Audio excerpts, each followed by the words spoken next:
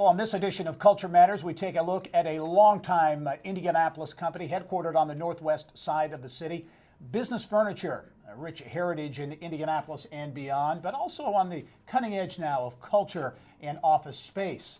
Joining me now with more on the culture at Business Furniture, pleased to be joined as always by Mark Minner, the Managing Director at FirstPerson. Mark, welcome. Thank you, Gary. BFC, committed to community and really a company that has stood the test of time. No question. I mean, you think back to Dick Oakes, and he's had a long career in the furniture business, working at Steelcase, and then in 1987, really spinning up Business Furniture into what it is today. And they've grown. They've had some impacted many Indianapolis and beyond businesses. But you think about the leadership from Dick, now with Mary Beth Oakes as well, stepping in and what she's been able to build.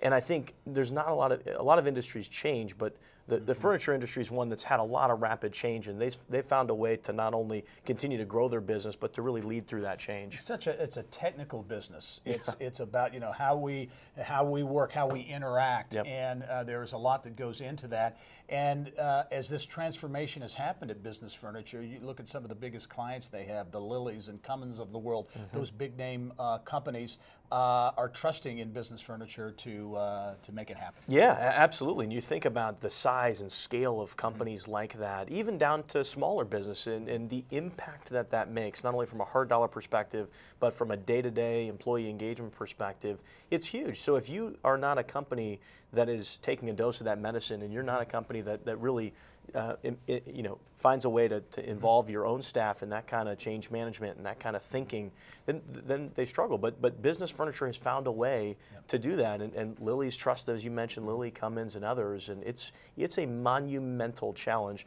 to try and transform the way people work. Well, let's take a look at the culture at Business Furniture. Certainly, they have new or relatively new office space themselves. They were in a very high-profile location along 465 on the northwest side, where you saw that that Business Furniture sign. Moved a short distance away, but really in an area where they feel like they're kind of in and of themselves. Yeah, it's interesting from a mileage perspective, not too far of a move, but really when you get over to their space and you see it, you kind of step into a different place, and it's really cool, whether it's on the inside and you look out into this vast, what becomes essentially a showroom, but it doesn't feel like a showroom. It feels like it's an open, connected office between a lot of different styles and ways people work. Even going outside to Dick's Deck, named after Dick Oakes, and just a beautiful setting out there that doesn't feel like you'd be right off of an interstate like they were previously. The way that they work, the style that they work, engenders that type of culture that they're trying to create. So a new look and feel, and you mentioned the environmental amenities as well, but this is a company from a cultural standpoint that really not only embraces the future, but embraces the past. Their heritage is very important to them. Yeah, you see that when you walk in. There's a wall that expresses some of the leadership from both past and present, and throughout, not only just naming different parts of the office in honor of those that have helped lead the organization, but I think you see that laden throughout. You see people that have stayed there for long tenures, that grow with the organization, but at the same time evolve the way they do their work. And so I think it's a great example of learning from the past and kind of driving to the future.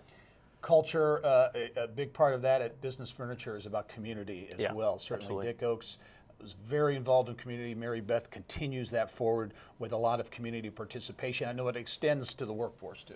For sure, and Dick, when he was starting up in the business community, got a lot of mentorship and advice about if you really want to be a part of the community, you've got to volunteer, you've got to be involved.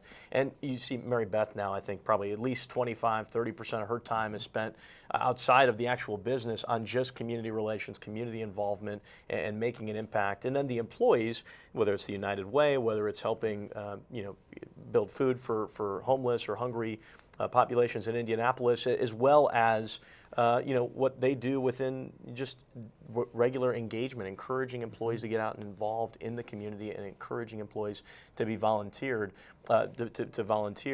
It is what they're trying to do. They're trying to connect with businesses, make an impact in their space, but also get their story out there and show that they put their time and their money where they're talking about. And using that space in a number of ways, including to engage employees. Yeah. I know celebrations, birthdays, Sure. you name it, events, parties.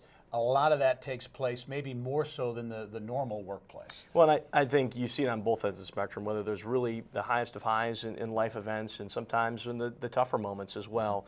There is a family atmosphere there of people who are connected, who want to take time to get to know each other.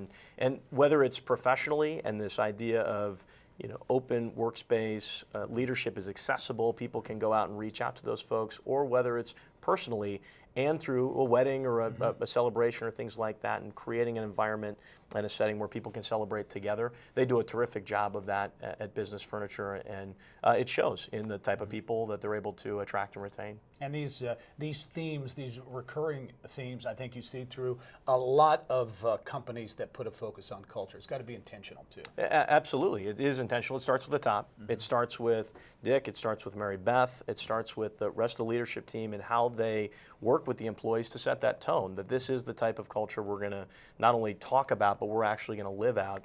And I think that when they tell their story to customers, to potential customers, and Terry and his team, and what they're trying to do to get more connected, they've got to practice that themselves to really help employees. And you think about what they've done with Choreo, in 2008, really helping launch the change management company to support businesses as they go through that. These are very innovative things that can help foster and drive better culture and engagement. And the Choreo example, I think, is a good one because it was about that changing culture in the office that is so important. And companies, old traditional companies that are now changing, and Choreo really at the forefront of that. We've gone through transition internally. A lot of businesses go through transition, and it's a lot easier to just say, well, I want to create a nice space, but what does that really mean? How many different perspectives have to understand what the goals of the change, of the space renovation, whatever that might be, what does that mean for me? And there is a whole process behind that to really take advantage of the investment that companies are putting forward. Business Furniture at the cutting edge of workplace culture for many companies around Indiana and beyond, and also very intentional internally about culture as well. Mark Minner, as always, thanks for joining us. Gary, thank you. All right.